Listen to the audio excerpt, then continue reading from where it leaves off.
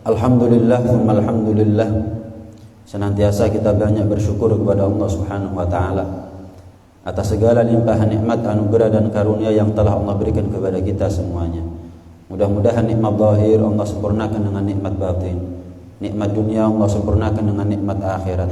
Nikmat panjang umur, sehat walafiat Allah sempurnakan dengan akhir husnul khatimah. Amin ya rabbal alamin. Sebagaimana yang kita tahu, kita saat ini dikaruniai oleh Allah Subhanahu wa taala panjang umur, bukan sembarang panjang umur. Tapi panjang umur ada di bulan Rajab.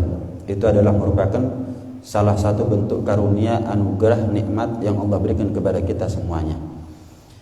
Ketika Allah menciptakan sekian banyak malaikat, yang wajib kita hafal di antara mereka 10. Maka yang paling mulia di antara para malaikat itu ada 4. Jibril, Mikail, Israfil, Israil. Manakala Allah menciptakan banyak sahabat menjadi kawan setia bagi Rasulullah sallallahu alaihi wasallam, dalam sebuah riwayat jumlah sahabat Nabi itu ada 124.000. Maka Allah pilih di antara mereka 4 yang paling mulia, yaitu Sadatana Abu Bakrin wa Umar wa Utsman wa Ali radhiyallahu ta'ala anhum ajma'in, atau yang kita kenal sebagai Khulafa ar-Rasyidin. Manakala Allah tentukan kepada kita ada banyak macam zikir. Ada banyak macam zikir. Yang paling mulia di antara zikir adalah subhanallah walhamdulillah wala ilaha illallah wallahu akbar. Atau apa yang disebut dengan al-baqiyatus shalihat.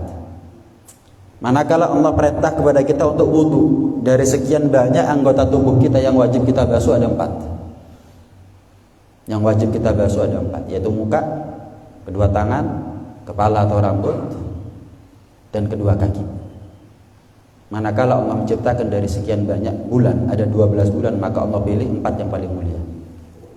Inna iddatash syuhuri indallahi 12 syahran fi kitabillah yauma khalaqas samawati wal arda minha arba'atun hurum. Ada 4 bulan yang mulia. Kitab suci juga begitu. Ada banyak kitab suci, tapi yang paling afdal ada 4. Taurat, Al-Quran, Taurat, Zabur, dan Injil. Karena itu wajib buat kita untuk memuliakan bulan Rajab. Karena apa? Karena kemuliaan Rajab itu nasnya nas Al-Quran, didukung dengan hadis Nabi sallallahu alaihi wasallam.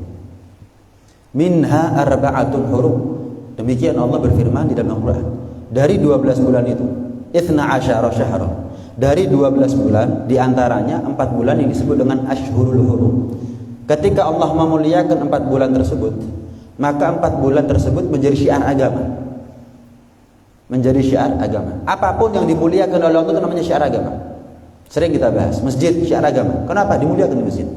Mekah, Madinah, Ka'bah syiar agama. Al-Quran syiar agama. Rasulullah SAW syiar agama. Ulama, aulia syiar agama. Apapun yang dimuliakan oleh Allah itu namanya sya'airillah. Syiar-syiarnya Allah Subhanahu wa taala, tanda kehebatan Allah Subhanahu wa taala. Dzalika wa may yu'azzim sya'airallah fa innaha min taqwal qulub. Dan kita dituntut, diwajibkan oleh Allah untuk memuliakan apapun yang dimuliakan oleh Allah sebagai bukti akan ketakwaan yang ada dalam hatinya kita. Wajib kita muliakan bulan Rajab. Sementara manusia sekarang ini satu di antara dua, ada di antara mereka yang nggak ngerti apa itu Rajab, apalagi kemuliaannya, nggak ngerti. Januari, Februari, Maret tahu, Dzulqa'dah, Dzulhijjah, Muharram, Rajab nggak tahu. Mentok paling Idul Fitri sama Ramadan, bis. Lain daripada itu nggak ngerti. Rajab, apa itu Rajab? Makanan apa itu Rajab? Apa kemuliaannya Rajab? Nggak tahu, apalagi. Ini yang pertama. Yang kedua, ngerti mulianya Rajab, cuman menafikin kemuliaannya Rajab. Nggak ada. Rajab nggak Rajab itu sama. Loh, hati-hati. Hati-hati. Golongan yang kedua lebih fatal kesalahannya daripada golongan yang pertama. Kalau golongan pertama nggak tahu. Tapi kalau golongan kedua ada nas Al-Quran, ada nas Al-Quran dan sabdanya sabda Rasulullah sallallahu alaihi wasallam. Bagaimana mungkin dinafikan kemuliaannya Rajab? Bagaimana mungkin dia berani menafikan apa yang dimuliakan oleh Allah? Yang menciptakan Rajab itu bukan dia, Allah. Allah memuliakan Rajab. Bagaimana kita yang tidak ikut apa-apa terhadap Rajab, Dzulqa'dah, Dzulhijjah, Muharram menganggap nggak ada kemuliaannya Rajab. Rajab nggak Rajab sama, nggak bisa. Adapun menambah amal soleh di dalam bulan Rajab ataukah tidak, beda pendapat di antara ulama. Tapi kemuliaannya Rajab nggak ada khilaf di antara ulama. Itu seperti yang saya bilang. Iya. Kalau kita merasa awam, banyak nggak tahu, langkah bijaknya adalah banyak tanya. Orang banyak nggak tahu itu langkah bijaknya adalah banyak tanya, banyak tabayun. Bukan banyak nggak tahu banyak komentar. Ini ngerusak. Kebodohan itu merusak, tapi merusak dirinya sendiri. Tapi kalau bodoh sok tahu itu merusak banyak orang. Karena itu wajib buat kita untuk memuliakan bulan Rajab. Wajib hukumnya. Dalam kitab Mukasyafatul Qulub, Al-Imam Al-Ghazali radhiyallahu ta'ala anhu menceritakan ada seorang perempuan, karena dia tahu kemuliaan Rajab, dia muliakan itu bulan Rajab. Dengan apa? Dengan dua hal. Dengan dua hal. Ini perempuan memuliakan bulan Rajab yang pertama dengan mengganti pakaian. Dari pakaian yang bagus menjadi pakaian wol. Dulu pakaian wol itu pakaian yang murah. Pakaiannya tokoh sufi itu wol, kainnya kasar. Kalau lain, kalau zaman sekarang wol itu harganya mahal. Kalau dulu murah. Dia ganti sebagai tanda dia sedang ngemis melas kepada Allah Subhanahu wa taala. Karena dia tahu Rajab ini obral ampunan dari Allah. Maka dia ganti pakaian sebagai tanda dia ini adalah orang yang butuh kepada pertolongan Allah Subhanahu wa taala, butuh akan rahmat dan ampunan Allah Subhanahu wa taala. Yang kedua, dia khatamkan surat Al-Ikhlas setiap hari selama Rajab. Setiap ketemu Rajab, setiap hari 12.000 kali baca surat Al-Ikhlas. Setiap hari. Singkat cerita sakit. Mungkin dia merasa udah dekat nih ajal, dia panggil satu anaknya, "Anakku sini." Kalau memang ibu meninggal, ibu titip wasiat, ibu pesan-pesan. Nanti kalau ibu dikubur, ikut sertakan pakaian ibu ini yang terbuat dari bulu domba, dari wol, ikut sertakan ya. Akhirnya meninggal. Pagi meninggal, siang dikubur. Ketika dikubur lupa mungkin si anak nggak ikut ngubur beserta kain wolnya, pakaian wolnya. Malam tidur si anak mimpi, langsung diimpiani sama si ibu. Ibunya bilang dalam mimpinya, "Ibu gak ridho sama kamu." "Kenapa, Bu?" "Baru berapa hari yang lalu ibu titip wasiat, udah kamu lupakan." "Apa, Bu?" Ibu kan bilang, kalau ibu meninggal, jasad ibu dikubur, kubur juga kain wol. Itu kain wol, pakaian yang selalu saya kenakan, selalu saya pakai setiap ketemu Rajab, sebagai tanda saya adalah orang yang butuh kepada Allah, faqirah ilallah, butuh akan ampun rahmatnya Allah Subhanahu wa taala. Dan dengan pakaian itu ibu mengkhatamkan 12.000 kali surat Al-Ikhlas setiap hari. Sama seperti Siti Aisyah atau Siti Fatimah meninggal, minta, kalau nggak salah Siti Aisyah itu minta pakaiannya Nabi SAW itu diikut sertakan. Banyak riwayat seperti itu, banyak. Kadang-kadang orang begini tahu-tahu langsung komentar gitu. Padahal dulu-dulunya ada nih. Kisahnya sahabat ada, kisahnya keluarganya Nabi ada. Tapi karena pandangannya suudzon langsung wis ngecap, wah nggak bener nih. Padahal dikasih tahu dalilnya, misalnya kan bingung dia jawabnya. Kesusu soalnya. Kenapa? Banyak nggak tahu, banyak komentar. Jangan kesusu, jangan terburu-buru. Ini disebutkan dalam kitab Mukasyafatul Qulub karya Imam Al-Ghazali. Siapa kita, siapa Imam Ghazali begitu. Siapa kita, siapa Imam Ghazali. Makanya tahu diri, sadar diri itu lebih penting. Berilmu itu penting, tapi sadar diri itu lebih penting. Berilmu kalau nggak sadar diri, wah sombong. Udah nggak berilmu, nggak tahu diri, wah lebih parah. Penting, sadar diri, tahu diri itu penting. Siapapun orang, berilmu nggak berilmu, sadar diri itu penting. Setinggi apapun ilmunya, sadar. Awam, sadar. Nah, akhirnya bangun pagi, ini anak nyari pakaiannya ibu yang terbuat dari bulu domba, bol, cari ketemu. Kubur, apa digedung, digali kuburannya si ibu tadi itu, jasadnya nggak ada. Padahal baru kemarin siang dikubur. Sekarang udah nggak ada. Terdengar satu suara tanpa wujud. Ama alimta anna man ata'ana fi Rajab la natrukuhu fardan wahida. Apakah kamu nggak pernah dengar? Nggak pernah tahu barang siapa yang taat kepadaku di bulan Rajab, barang siapa yang taat kepadaku di bulan Rajab, aku Allah tidak akan rela meninggalkan dia dalam kubur, dalam keadaan sendirian, dalam keadaan kesepian. Nggak akan rela. Diangkat oleh Allah Subhanahu wa taala jasadnya. Diangkat oleh Allah Subhanahu wa taala. Ini balasan bagi mereka yang berbuat taat dengan menambah amal soleh ada di bulan Rajab. Rajab itu sendiri dari segi namanya tak sudah mulia. Ada banyak versi. Di antaranya Rajab itu artinya adalah tarjib. Diambil dari kosakata tarjib. Apa tarjib? Ta'zim, memuliakan. Yang memuliakan bulan Rajab bukan hanya penduduk bumi, penduduk langit juga memuliakan bulan Rajab. Dalam satu riwayat, para malaikat itu setiap ketemu bulan Rajab, mereka menambah zikir kepada Allah, entah tahmidnya, entah takbirnya, entah tasbihnya kepada Allah Subhanahu wa taala. Penduduk langit. Penduduk bumi nggak nunggu kita yang iman. Dulu zaman jahiliyah, sebelum datangnya Islam yang dibawa oleh Rasulullah SAW, zaman jahiliyah banyak perang suku, perang saudara, rebutan kekuasaan, balas dendam, dan seterusnya. Kalau sudah masuk bulan Rajab, gencatan senjata, perang. Makanya disebut juga dengan Rajab al-Asom. Rajab al-Asom, Rajab yang tuli. Apa maksudnya? Tidak terdengar lagi dentingan pedang satu sama lain. Kalau sudah Rajab, gencatan senjata.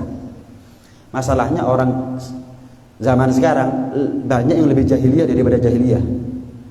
Loh kok bisa? Rajab si perang. Perang sama siapa? Mbek tonggone, mbek dulure, mbek koncone.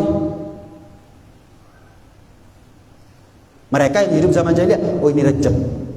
Ini Rajab. Pantangan perang di bulan Rajab. Berhenti gencatan senjata selama bulan Rajab. Wih, iman, Islam, umat Nabi Muhammad. Rajab nggak Rajab, perang terus, gegeran terus. Ini lebih jahiliyah daripada jahiliyah. Ada riwayat lagi, Rajab itu nama sungai. Nama sungai yang ada di surga. Inna fil jannati nahran yugalu lahu Rajab, kata Nabi. Di surga itu ada sungai yang namanya Sungai Rajab. Ma'uhu asyaddu bayadan minal laban wa ahla minal asal wa abrat minal thalaj.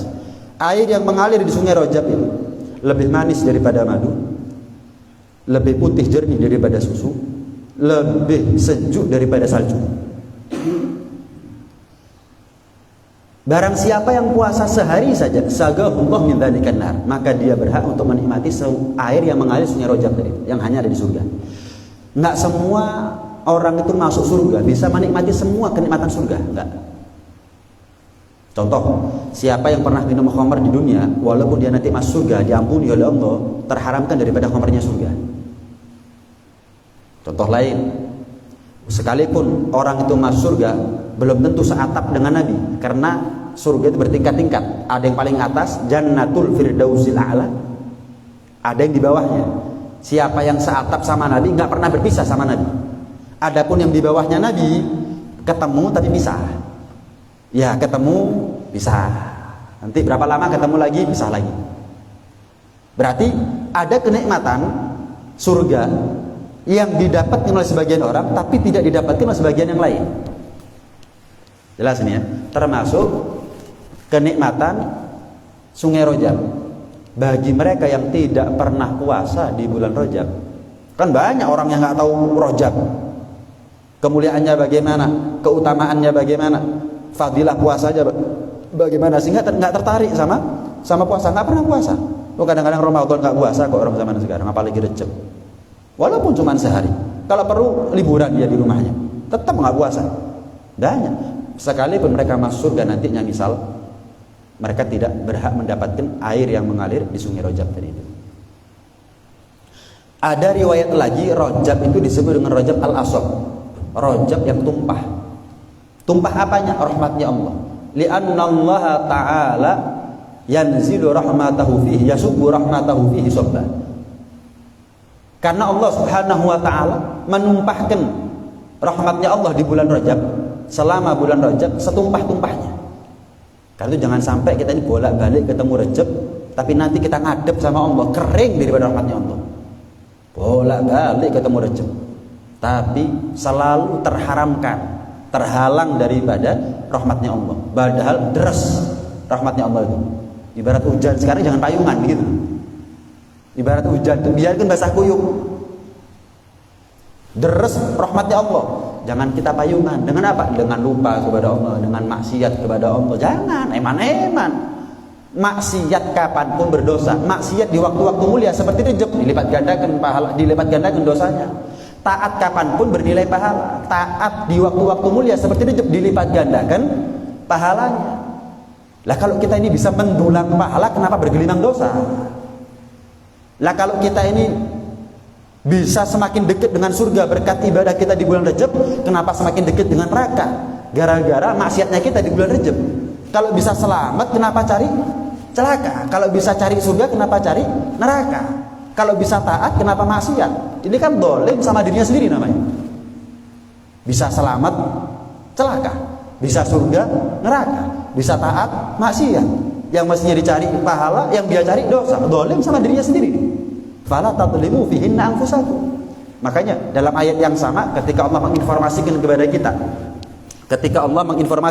kita ada 4 bulan yang mulia, minha arba'atun hurum dzalika dinul qayyim fala tadlimu fihinna anfusakum. Setelah Allah informasikan kepada kita di dalam 12 bulan ada 4 bulan yang mulia, jangan, kata Allah, jangan kalian berbuat zalim kepada diri kalian sendiri di dalam 4 bulan tersebut. Kapan itu kita dikatakan zalim sama diri sendiri? Ya kalau kita bergelimang dengan dosa. Kalau kita banyak lupa dan maksiat kepada Allah, ada di 4 bulan yang mulia, Dzulqa'dah, Dzulhijjah, Muharram, termasuk Rajab di dalamnya. Rajab al-Asab, Rajab yang deras, Rajab yang tumpah. Tumpah apanya? Rahmat dan ampunan Allah Subhanahu wa taala. Sebagian ahlul isyarah, ulama aulia, ulama-ulama yang soleh, mereka mengatakan Rajab itu terdiri dari berapa huruf? 3. Huruf apa aja? Ra, jim, dan ba. Rajab, ra, jim, dan ba. Apa rohnya? Rahmatullah, rahmatnya Allah. Apa jimnya? Jinayatul abad, pelanggaran dan dosanya seorang hamba. Apa ba-nya? Birrullah, kebaikan dan kedermawanan Allah. Ra, jim, dan ba. Sebagaimana jim ada di tengah-tengah ra dan ba, berarti pelanggaran seorang hamba, dosa seorang hamba itu berada di antara rahmatnya Allah dan kebaikannya Allah. Artinya bulan Rajab dah bulan yang paling tepat buat kita untuk betul-betul tobat kepada Allah Subhanahu wa taala. Bukan berarti kita ini tobatnya nunggu Rajab, istighfarnya nunggu Rajab. Bukan. Tapi kesempatan yang paling besar untuk mendulang rahmat dan ampunan Allah ya ada di bulan Rajab. Selain bulan Ramadan tentunya. Itu Ramadan sayyidu syuhur. Ramadan itu sayyidu syuhur, pimpinan semua bulan. Itu adalah Ramadan. Setelah Ramadan, Ashhurul Hurum, 4 bulan yang mulia ini. Di antara 4 bulan yang mulia ini, rahmat Allah paling gede, ampunan Allah paling luas ada di bulan Rajab. Tidak mengurangi kemuliaan bulan-bulan yang lain tentunya. Karena itu patut buat kita untuk memperbanyak istighfar ada di bulan Rajab, untuk mancing rahmatnya Allah, ampunan Allah Subhanahu wa taala. Rasulullah sallallahu alaihi wasallam pernah bersabda, "Aktsiru minal istighfar fi syahri Rajab." Perbanyak istighfar ada di bulan Rajab, perbanyak. Bukan mulai istighfar di bulan Rajab, perbanyak. Istighfar itu enggak nunggu Rajab, cuma kalau sudah Rajab tambahin. Perbanyak, persering, perbasah lisan kita dengan istighfar. Fa inna lillah fi kulli sa'atin minhu utaga minan nar. Karena Allah banyak memerdekakan manusia dari api neraka setiap saat selama Rajab, setiap saat. Jangan sampai kita tidak termasuk di antara mereka yang dimerdekakan oleh Allah dari api neraka ada di bulan Rajab. Padahal kita di seumur hidup berapa kali ketemu Rajab? Kalau umurnya kita 40, balik umur 15 misalkan 25 kali sudah ketemu Rajab. Masuk 25 kali kita ketemu Rajab, nggak pernah sekalipun kita termasuk di antara mereka yang dimerdekakan oleh Allah daripada neraka gara-gara Rajab. Barokahnya Rajab. Entah barokah puasanya kita, barokah taubatnya kita, barokah istighfarnya kita. Jangan pernah berhenti kita beristighfar ada di bulan Rajab. Dalam riwayat yang lain, hendaknya pagi dan sore baca istighfar 70 kali pagi, 70 kali sore. Pagi setelah subuh, sore ya setelah maghrib atau setelah isya. Dalam satu riwayat Al-Imam Ad-Dailami, bahwasanya Rasulullah SAW pernah mengatakan, man istaghfara fi Rajab bil ghadati wal ashi. Barang siapa yang banyak istighfar ada di bulan Rajab, nggak pagi nggak sore, yarfa' yadeh, dia menengadahkan tangannya ke langit, mengangkat tangannya ke langit, wa yaqulu rabbighfirli warhamni wa tub alayya 70 marrah. Kemudian dia mengucapkan 70 kali rabbighfirli warhamni wa tub alayya. Pagi 70, sore 70, subuh 70, maghrib atau isya 70. Maka balasan baginya adalah lam tamassan naru lahu jilda. Tidak akan kulitnya tersentuh api neraka. Ada orang masuk surga setelah masuk neraka. Siapa yang mau? Siapa yang kuat sama siksa neraka? Walaupun ujung-ujungnya happy ending masuk surga. Siapa yang mau? Dunia aja, dalam urusan dunia aja kita ini kepinginnya lancar kok. Nggak kepingin susah sama sekali, kepingin seneng tok. Apalagi urusan akhirat. Kepinginnya kita ini kan lancar masuk surga, nggak pakai neraka-nerakaan. Kalau perlu kita nggak mau tuh dihisab. Maka salah satu bentuk ikhtiarnya kita ketemu Rajab, perbanyak istighfar. Perbanyak istighfar. Makanya Sayyidina Ali bin Abi Thalib karramallahu wajhah, itu beliau mengatakan al-ajab mimman yahlik wa ma'ahun najah. Aku ini heran sama orang yang bisa selamat tapi kok celaka. Bisa selamat kok celaka. Aku heran sama orang seperti ini. Bingung. Orang-orang bingung. Ya Ali, semua orang kepingin selamat, siapa yang kepingin celaka? Cuman masalahnya mereka nggak tahu gimana caranya selamat. Loh, istighfar. Urusan dunia gampang gara-gara istighfar, urusan akhirat jadi gampang gara-gara istighfar. Saya heran kalau ada orang urusan dunianya ruwet, urusan akhiratnya ruwet. Dunianya menjadi neraka, akhiratnya juga neraka. Saya heran sama orang seperti ini. Kenapa? Lah punya istighfar. Istighfar itu ngentengnya urusan dunia. Ada dua riwayat. Ada riwayat terjadi di zaman Rasulullah SAW. Ada riwayat terjadi di zaman Sayyidina Hasan al-Basri. Ada orang datang sambat, saya sudah lama menikah tapi belum punya keturunan. Ya Rasulullah, apa amalan yang bisa saya lakukan? Maka Rasulullah bilang istighfar. Istighfar. Pulang. Datang orang kedua. Ya Rasulullah, kemarau panjang, langit lama nggak hujan. Kira-kira amalan apa ya Rasul biar turun hujan, sawah saya panen, ibarat begitu. Kasih tahu sama Nabi, amalannya adalah istighfar. Oh. Datang orang ketiga, pulang orang kedua, datang orang ketiga. Ya Rasulullah, saya ini fakir, rezeki saya seret. Apa amalannya ya Rasul biar rezeki saya lancar? Istighfar. Pulang. Datang orang terakhir, orang keempat. Ya Rasulullah, sungai di kampung saya ini kering. Gimana caranya biar mengalir, ada airnya lagi? Karena itu penting. Dibilang sama Nabi istighfar. Ulang orang keempat. Sahabat yang ada di sekitar Nabi heran.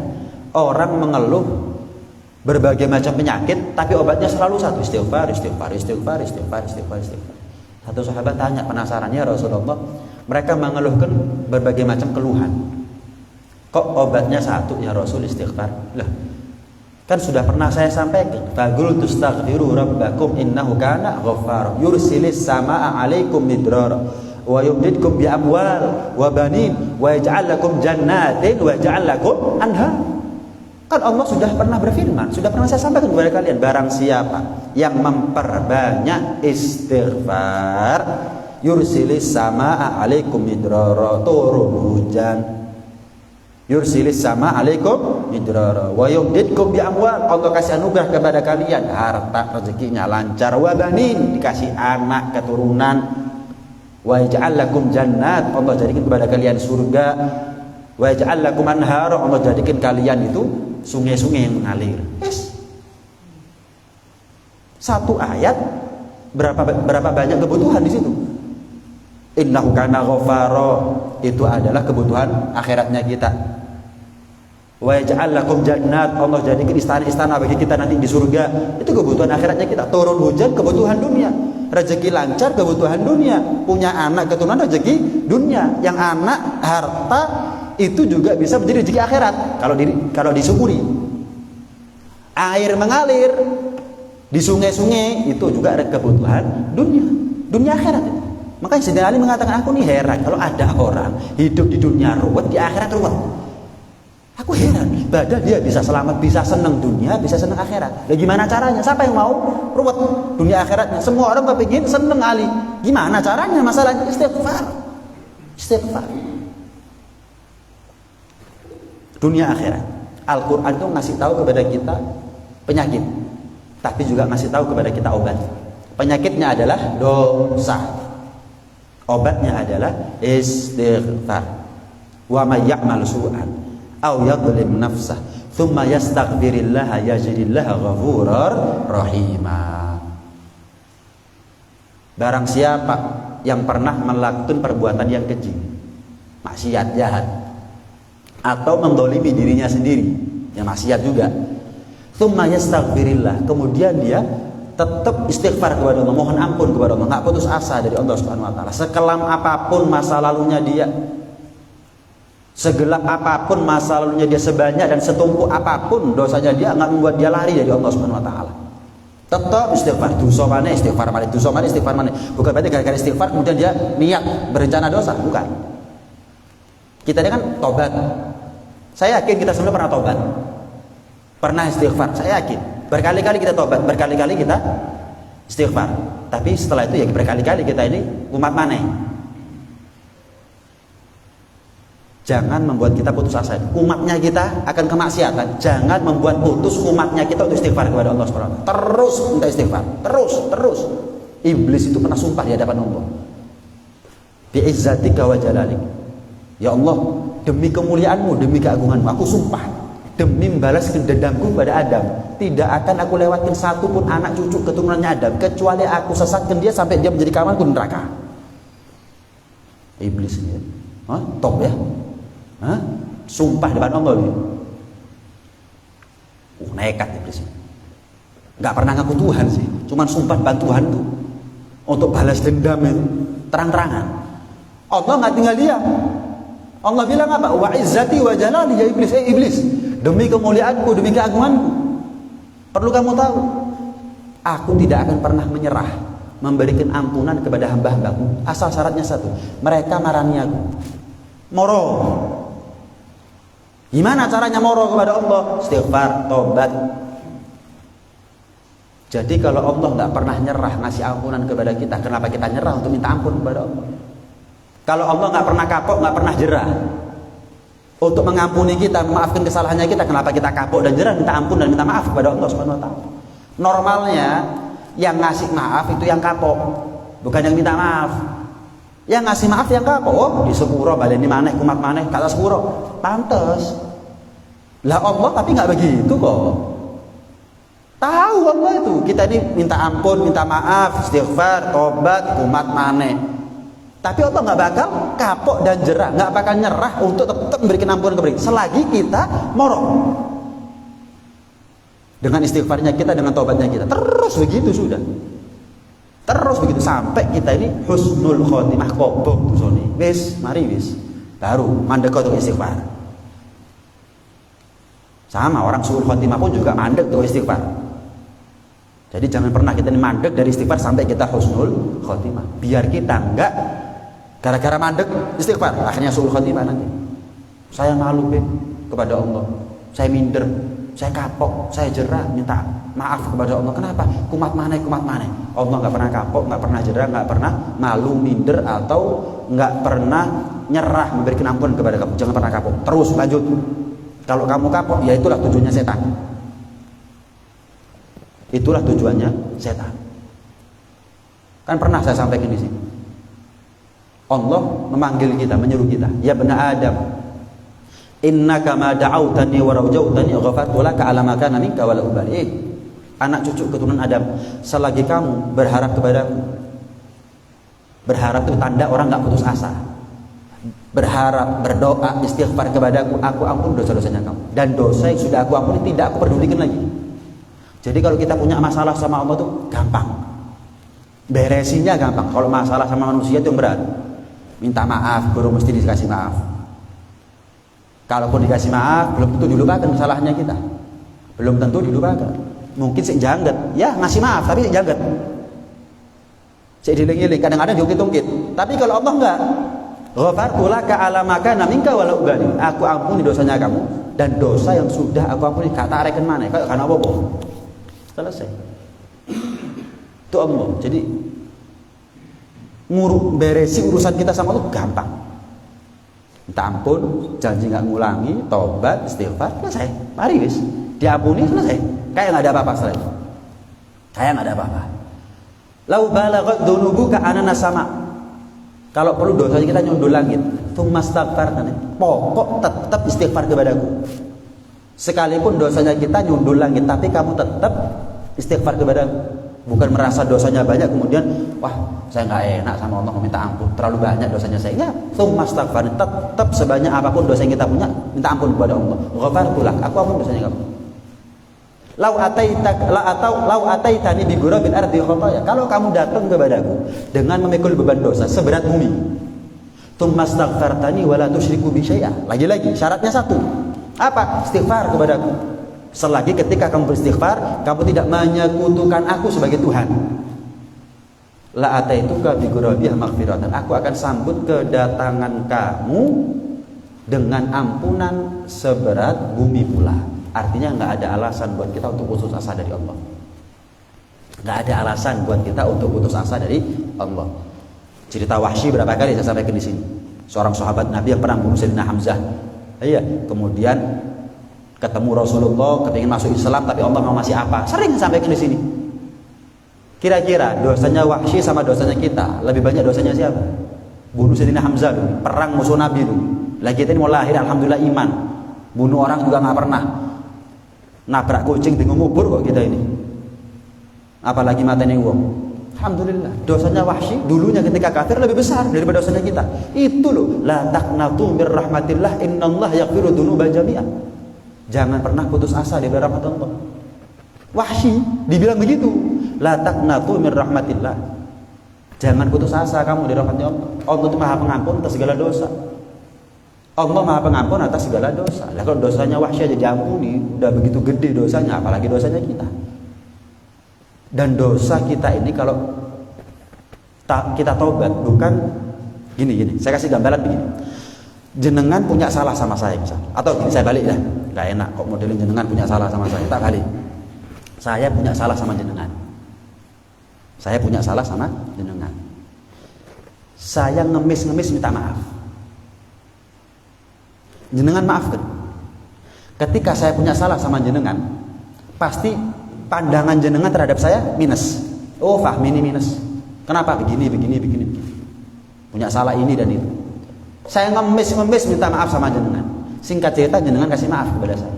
Saya mau tanya, apakah nilainya saya dari minus jadi plus? Jadi nol, netral aja enggak itu. Cuman tetap minus, cuman enggak seminus sebelum minta maaf. Misal saya khianat terhadap kepercayaan jenengan. Jenengan ngasih kepercayaan kepada saya khianat. Ketemon, saya minta maaf. Jenengan kasih maaf. Kira-kira apakah jenengan itu ngasih amanat lagi kepada saya? Mikir. Minus, tapi nggak seminus sebelum minta maaf. Tapi kalau Allah lebih daripada itu. Faulaika yubaddilullahu sayyi'atihim hasanat. Allah itu kalau sudah ngampuni dosa itu jadi pahala. Bukan netral. nggak duit dosa tapi nggak duit pahala. Enggak. Segunung pahala menjadi segunung dosa, kalau kita tobat diganti menjadi segunung pahala. Ketika turun ayat faulaika yubaddilullahu sayyi'atihim hasanat, Sayyidina Umar tertawa. Allah itu kalau menerima taubat seorang hamba, dosanya dia menjadi pahala. Sayyidina Umar ketawa. Heran Rasulullah, kenapa Umar inti kok tertawa? Ya Rasul, aku dibandingkan Abu Bakar, Utsman, Ali, aku adalah orang paling banyak dosa. Abu Bakar nggak pernah membunuh anaknya, aku membunuh anaknya. Utsman nggak pernah niat membunuh Anda, aku pernah niat membunuh Anda. Ali nggak pernah sujud kepada berhala kepalanya, makanya disebut karramallahu wajhah, wajah yang mulia. Kenapa nggak pernah dibuat sujud kepada berhala itu? Sayyidina Ali mulai kecil ikut sama Rasulullah, mulai kecil ikut sama Rasulullah SAW. Tapi aku ya berapa kali kepala aku disujud kepada berhala ya Rasul. Dari sekian sahabat ini aku adalah sahabat yang paling banyak dosanya dulunya ketika kafir. Lah kalau aku taubat dengan iman kepada Anda ya Rasul, berarti kan diganti menjadi pahala. Gimana aku nggak ketawa? Berarti kan aku adalah orang yang paling banyak pahalanya di antara mereka. Gimana aku nggak senang? Pernah diceritakan ada seorang pemuda. Dia ini punya kebiasaan, setiap maksiat dicatat. Nggak nunggu banyak dicatat. Maksiat sekali catat. Ngerasani. Catat. Terus istighfar, astagfirullah.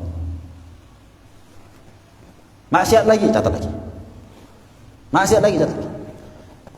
Bukan nunggu banyak dicatat, nunggu banyak diistighfar, enggak, dicatat istighfar, catat istighfar, catat istighfar. Manusia ini tempatnya lupa, tempatnya salah. Obatnya lupa nyatet, obatnya salah istighfar. Catat. Sekali waktu maksiat, dibuka buku sakunya kosong, kayak baru. Malah ada ayat firman Allah di situ. Faulaika yubaddilullahu sayyi'atihim hasanat. Mereka yang tobat kepada Allah, Allah ganti banyaknya dosa dengan banyaknya pahala. Jadi kalau kita minta maaf kepada Allah, tobat kepada Allah, nilainya kita plus itu langsung menjadi nilainya kita minus, tobat diterima oleh Allah, tobatnya langsung jadi plus. Enggak rahmat itu Allah, enggak dermawan, enggak lohman itu Allah. Kurang baik apa Allah sama kita? Jadi peluang kita ini dengan iman Islamnya kita, apalagi dengan status kita sebagai umat Nabi Muhammad, untuk masuk surga sangat-sangat luas. Makanya sungguh keterlaluan kalau ada orang masuk neraka nanti itu, sungguh keterlaluan. Lah kok bisa? Ya kebajut berarti. Nggak pernah istighfar mungkin orang itu. Itu kan keterlaluan. Nggak pernah istighfar, itu kan keterlaluan. Dan berapa banyak? Nggak usah jauh-jauh, kita sendirian. Kita sendiri setiap hari mungkin jarang istighfar. Rasulullah itu istighfarnya setiap hari 70 kali, 100 kali. Kita hitung berapa? Nabi itu kuncinya surga, lah kita ini kuncinya apa? Nabi itu nabi, lah kita ini wali aja bukan. Kalau Nabi 70 kali 100 kali, lah kita ini berapa kali istighfarnya? Kita ini yang mungkin setiap hari ngaji taklim, belum tentu istighfarnya kita 70 kali 100 kali, kayak kekurangan dosa. Apalagi yang nggak ngaji. Nah, pernah diceritakan di zaman Khalifah Sayyidina Umar bin Khattab, ada seorang pemuda beli khamar, bawa pakai botol, tenteng gitu. Ngelihat Sayyidina Umar dari jauh, disembunyikan di balik bajunya. Semakin dekat kemeringat ini pemuda. Kayak maling ketemu polisi gimana? Kemeringat, salah tingkah, mungkin kepoyo segala macam sudah. Waduh, apes. Beli khamar ketemu Sayyidina Umar. Coba ketemu Sayyidina Abu Bakar sih mending.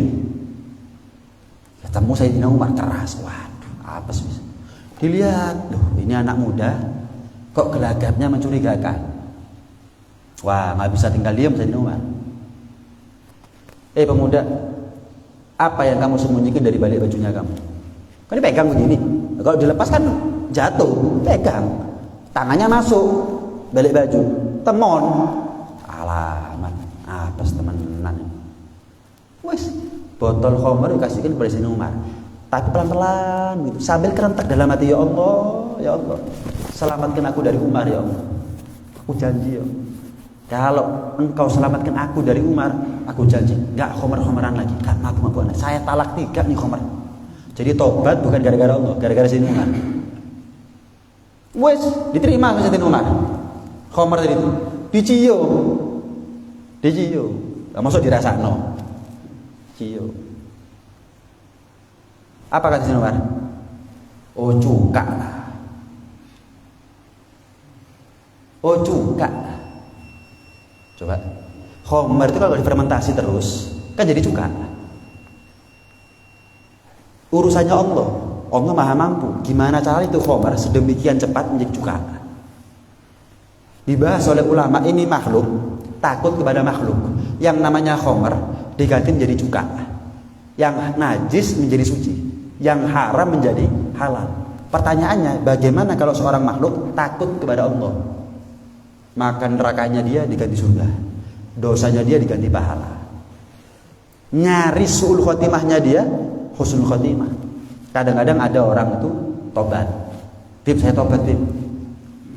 Oh iya, apa yang menyebabkan Anda tobat ini apa? Ada orang itu karena terpuruk bisnisnya tobat. Apa yang membuat Anda tobat ini apa?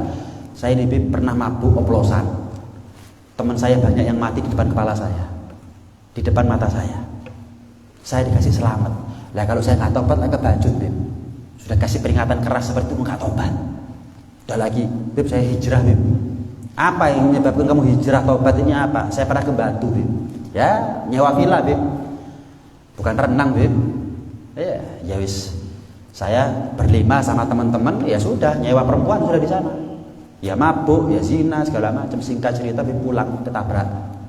Tabrakan tunggal, mati semua teman saya. Saya tok yang selamat. Kaki patah nih, tapi hilang kaki gak hilang iman. Lah, saya kan nyari su'ul khotimah, nih. Teman saya sudah su'ul khotimah. Saya kan nyaris, nih. Lah kalau saya nggak tobat terjadi lagi ya, amblas saya, nih. Wis, mari wis, gak mabuk-mabukan maneh, gak zina-zinaan maneh. Macam-macam. Orang itu tobat macam-macam jalannya. Tapi kan kita nggak harus dikasih peringatan keras dulu baru tobat kan kita ini. Kan kita nggak mau sampai hilang kaki dulu baru tobat kan kita ini. Hilang mata dulu baru tobat kan kita ini. Nggak mau kan. Nah, karena itu mumpung belum datang itu peringatan keras, tobat. Rejab waktu yang paling tepat buat kita untuk tobat. Jangan udah tobat. Umurnya kita ini terlalu sulit untuk dipastikan. Umur aja kita nggak tahu sampai kapan kok nunda tobat. Nunda apanya? Orang tobat itu butuh kepada umur. Nggak ada orang mati baru tobat, nggak ada, diterima sama Allah. Percuma. Mati tobat percuma. Orang tobat butuh kepada umur. Lah kalau umur aja terlalu sulit untuk dipastikan kok nunda bertobat. Ya. Ada orang nggak sholat karena males hari itu nggak sholat, Senin nggak sholat, Selasa kepingin sholat tapi nggak sholat. Nggak tahu Rebunya dia yang disolati. Jangan nunda Senin, jangan mikir Selasa ya sholat. Jangan. Akhirnya ketika Selasa mau sholat sakit misalnya. Akhirnya Rebu mati. Dia yang disolati wis.